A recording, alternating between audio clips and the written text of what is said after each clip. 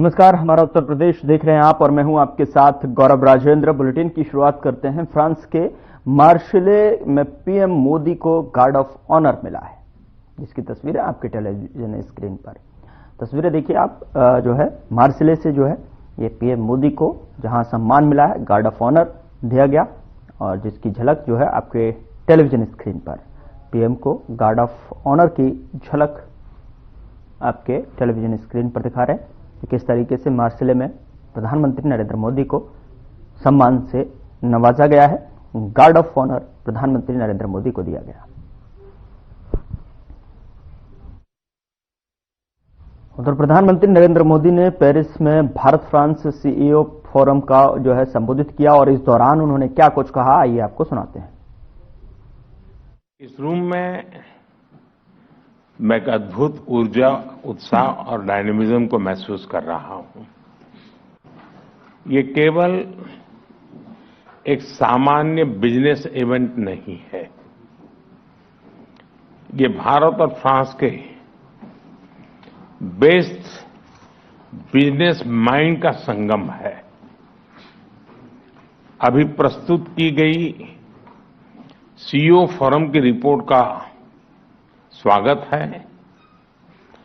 मैं देख रहा हूं कि आप सब इनोवेट, कोलैबोरेट और एलिवेट उस मंत्र को लेकर के चल रहे हैं। आप सिर्फ बोर्डरूम कनेक्शंस नहीं बना रहे हैं, आप सब भारत फ्रांस स्ट्रेटेजिक पार्टनरशिप को भी मजबूत रहे हैं। साथियों, मेरे मित्र राष्ट्रपति मैक्रोन के साथ इस फोरम से जुड़ना मेरे लिए प्रसन्नता का विषय है। पिछले 2 वर्षों में यह हमारी 6ठी मुलाकात है। पिछले वर्ष राष्ट्रपति मैक्रोन हमारे गणतंत्र दिवस के मुख्य अतिथि थे।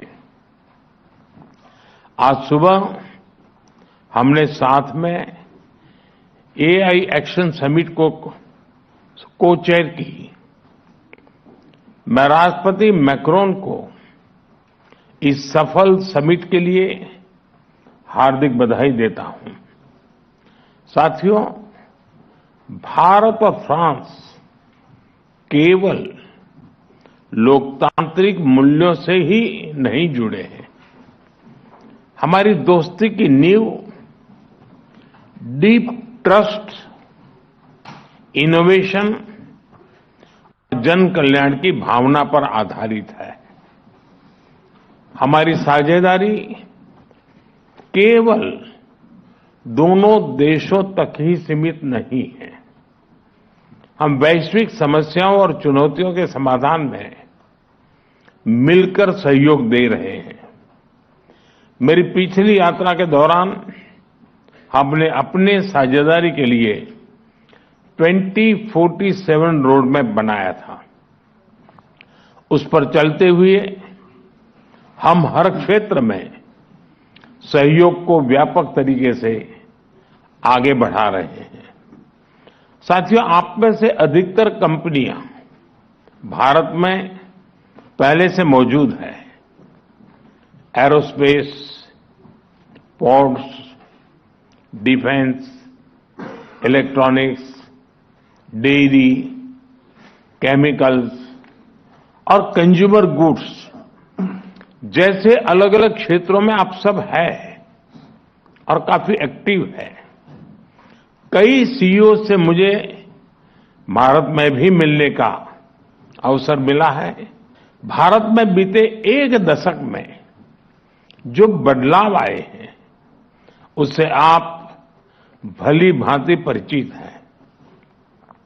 हमने एक स्टेबल पॉलिटी और प्रिडिक्टेबल पॉलिसी, ये इकोसिस्टम स्थापित किया है। रिफॉर्म, परफॉर्म, ट्रांसफॉर्म के पथ पर चलते हुए आज भारत विश्व की 5वीं सबसे बड़ी इकोनॉमी है। विश्व की सबसे तेजी से ग्रो करने वाली मेजर इकोनॉमी है। जल्द ही दुनिया की तीसरी बड़ी इकोनॉमी बनने जा रहे हैं।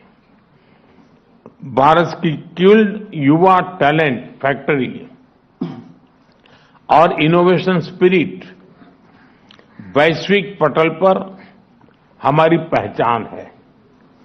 आज भारत तेजी से पसंदीदा ग्लोबल इन्वेस्टमेंट डेस्टिनेशन बनता जा रहा है।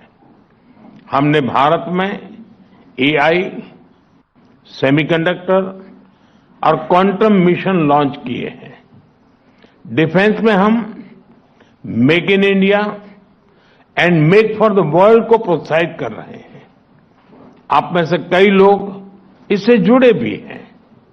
स्पेस टेक्नोलॉजी में हम नई ऊंचाइयां छू रहे हैं। इस सेक्टर को एफडीआई के लिए खोल दिया गया है। हम भारत को तेजी से एक ग्लोबल बायोटेक पावर हाउस बना रहे हैं।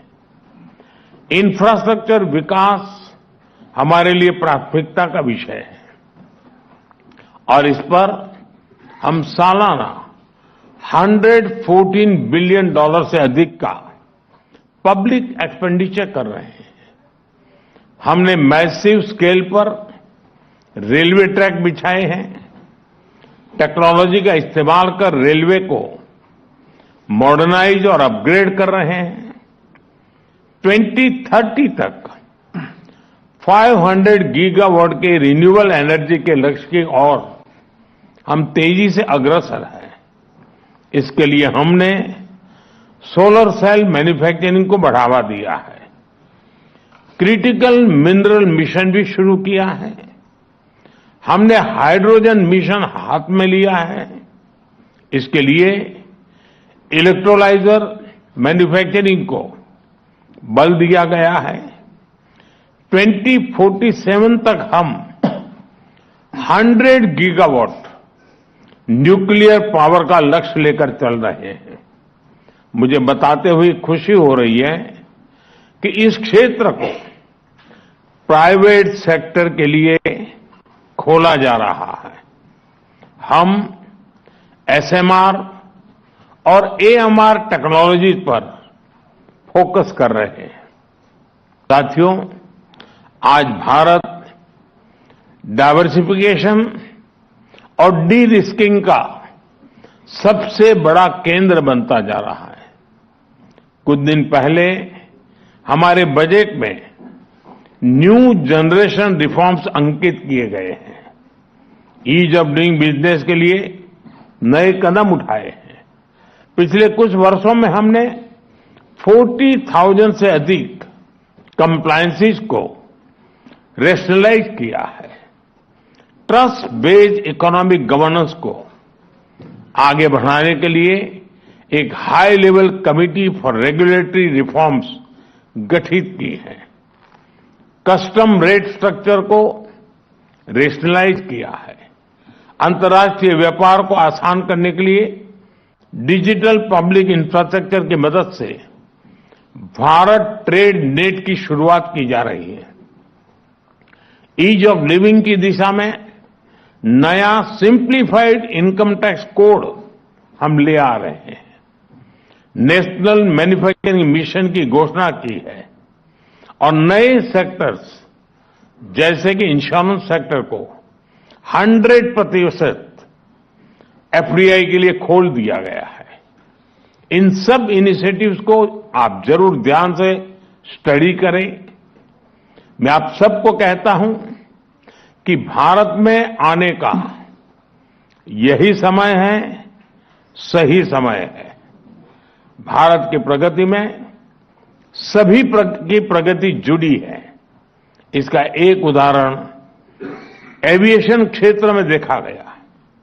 जब भारतीय कंपनियों ने हवाई जहाजों के लिए बड़े ऑर्डर्स दिए और अब जब हम 120 नए एयरपोर्ट्स खोलने जा रहे हैं तो भविष्य की संभावनाओं का आप स्वयं अंदाजा लगा सकते हैं।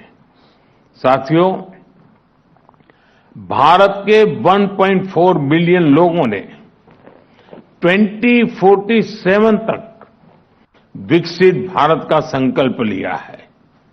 चाहे डिफेंस हो या एडवांस टेक्नोलॉजी, फिनटेक हो, फार्मा, टेक हो या टेक्सटाइल, एग्रीकल्चर हो या एविएशन, हेल्थ केयर हो या हाईवेज, स्पेस हो या सस्टेनेबल डेवलपमेंट, आप सभी साथियों के लिए इन सभी क्षेत्रों में इन्वेस्टमेंट्स और कोलैबोरेशंस की अनेक संभावनाएं हैं। मैं आप सभी को भारत की विकास यात्रा से जुड़ने के लिए आमंत्रित करता हूं। जब फ्रांस की फिनेस और भारत का स्केल मिलेगा, जब भारत का पेस और फ्रांस का प्रिसिजन मिलेगा, जब फ्रांस की टेक्नोलॉजी और भारत का टैलेंट मिलेगा, तो सिर्फ बिजनेस लैंडस्केप ही नहीं, ग्लोबल ट्रांसफॉर्मेशन होगा। एक बार फिर अपना कीमती समय निकालकर यहां आने के लिए आप सभी का बहुत बहुत धन्यवाद करता हूं। प्रयागराज में चल रहे महाकुंभ मेले में करोड़ों की संख्या में लोग जो है पुण्य की डुबकी लगाने के लिए प्रतिदिन पहुंच रहे हैं।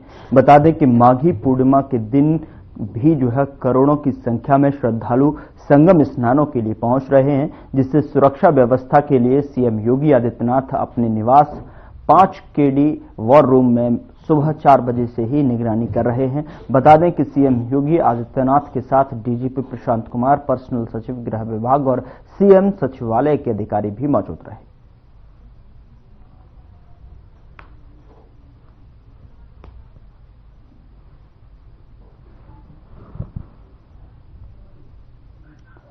माघी पूर्णिमा के दिन श्रद्धालुओं का जमावड़ा लगातार लग रहा है और प्रतिदिन जो है करोड़ों की संख्या में श्रद्धालु प्रयागराज महाकुंभ में पवित्र डुबकी, आस्था की डुबकी लगाने के लिए पहुंच रहे हैं। और ऐसे में जो है लगातार जिस पर 5 केडी आवास पर जो है योगी आदित्यनाथ इस पर स्वयं नजर बनाए हुए हैं। 5 केडी वॉर रूम में सीएम इसकी निगरानी कर रहे हैं। महाकुंभ में माघ पूर्णिमा स्नान के मद्देनजर बड़ी संख्या में आ रहे श्रद्धालुओं की सुरक्षा और स्वास्थ्य को लेकर योगी सरकार ने व्यापक तैयारी की है। मुख्यमंत्री योगी आदित्यनाथ के निर्देश पर जो है महाकुंभ क्षेत्र के साथ ही शहर और मंडल के सभी अस्पताल हाई अलर्ट मोड में रहेंगे। आपको बता दें कि श्रद्धालुओं की सुरक्षा सुनिश्चित करने के लिए जल, थल और नभ से निगरानी की जा रही है, जिसके तहत 133 एम्बुलेंस को तैनात किया गया है, जो किसी भी आपात स्थिति में तत्काल राहत पहुंचाने का काम करेंगे।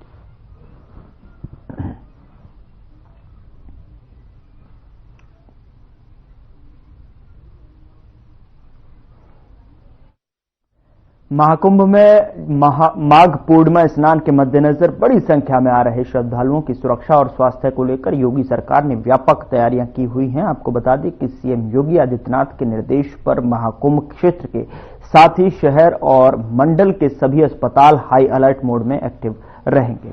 आपको बता दें कि श्रद्धालुओं की सुरक्षा सुनिश्चित करने के लिए जल, थल और नभ से भी निगरानी की जा रही है, जिसके तहत जो है 133 एम्बुलेंस को तैनात किया गया है, जो किसी भी आपात स्थिति में तत्काल राहत पहुंचाने का काम करेंगी। और इससे जो है इसमें 125 एम्बुलेंस के अलावा 7 रिवर एम्बुलेंस भी हैं।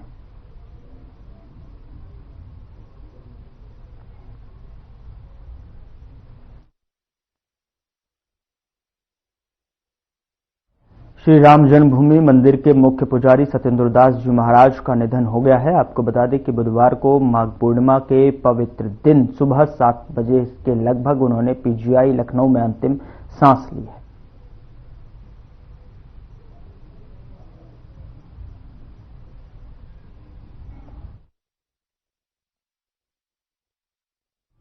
मुख्यमंत्री योगी आदित्यनाथ सहित अयोध्या के संतों ने आचार्य सत्येंद्र दास के निधन पर शोक व्यक्त किया है और मुख्यमंत्री योगी ने इसे आध्यात्मिक जगत की क्षति करार दिया है।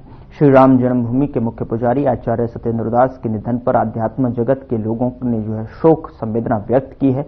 मुख्यमंत्री योगी आदित्यनाथ ने कहा कि उनका जाना आध्यात्मिक जगत की अपूरणीय क्षति है और साथ ही उन्होंने एक्स पर कहा कि परम राम भक्त श्री राम जन्मभूमि मंदिर अयोध्या धाम के मुख्य पुजारी आचार्य सत्येंद्र कुमार दास जी महाराज का निधन अत्यंत दुखद एवं आध्यात्मिक जगत की अपूरणीय क्षति है।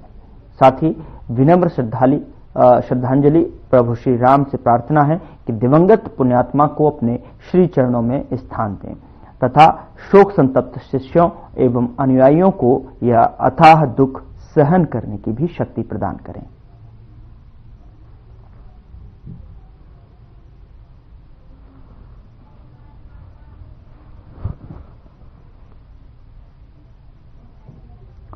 प्रभु श्री राम चरणों में स्थान दें, ये जो है सीएम योगी आदित्यनाथ ने परम भक्त श्री राम जन्मभूमि मंदिर श्री अयोध्या धाम के मुख्य पुजारी आचार्य श्री सत्येंद्र कुमार दास जी महाराज का निधन अत्यंत दुखद एवं आध्यात्मिक जगत की अपूरणीय क्षति है। विनम्र श्रद्धांजलि अर्पित की है उन्होंने अपने ट्विटर हैंडल यानी कि एक्स पर पोस्ट करते हुए उन्होंने ये आध्यात्मिक जगत की अपूरणीय क्षति करार दिया है। प्रभु श्री राम से प्रार्थना है कि दिवंगत पुण्यात्मा को अपने श्री चरणों में स्थान दें और शोक संतप्त शिष्यों और अनुयायियों को यह अथाह दुख सहन करने की भी शक्ति प्रदान करें।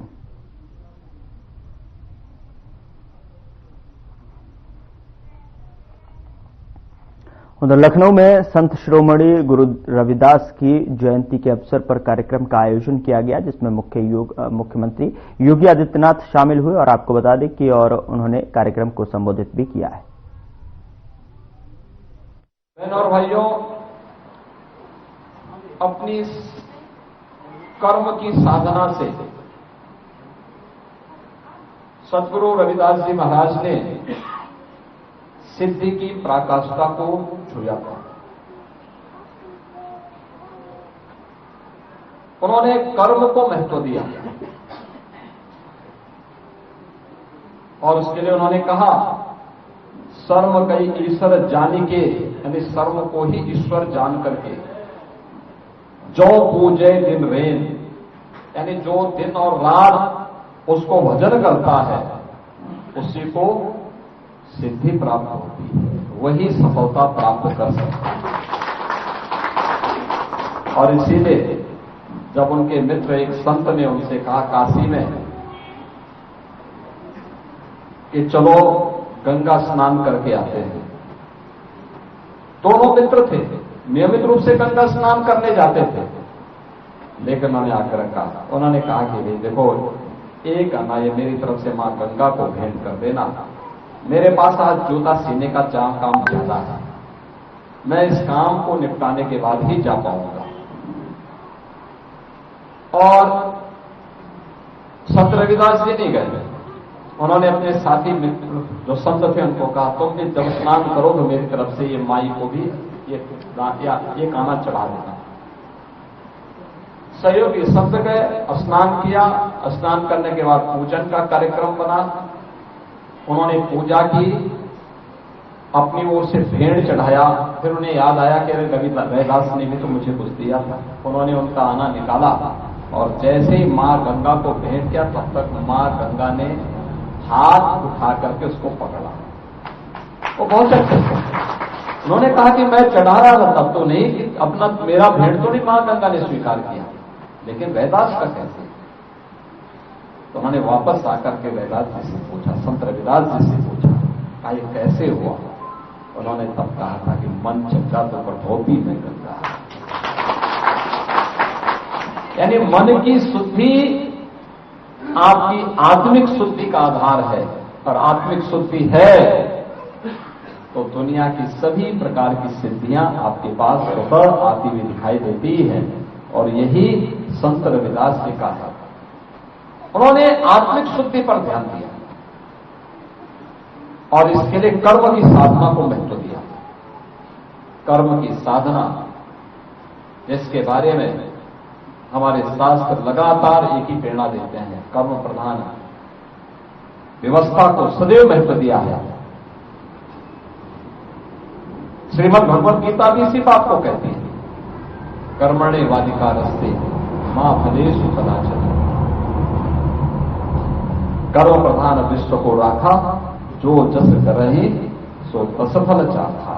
जो जैसा करेगा वैसे फल प्राप्त भी करेगा, इसलिए कर्म को महत्व दो। कर्म को महत्व देकर के ही हम विकसित भारत की परिकल्पना को साकार कर सकते हैं। प्रधानमंत्री मोदी जी ने पिछले 11 वर्ष में सी कर्म साधना को महत्व देकर के भारत को आज दुनिया के अग्रणी देशों की पंक्ति में ला करके खड़ा कर दिया।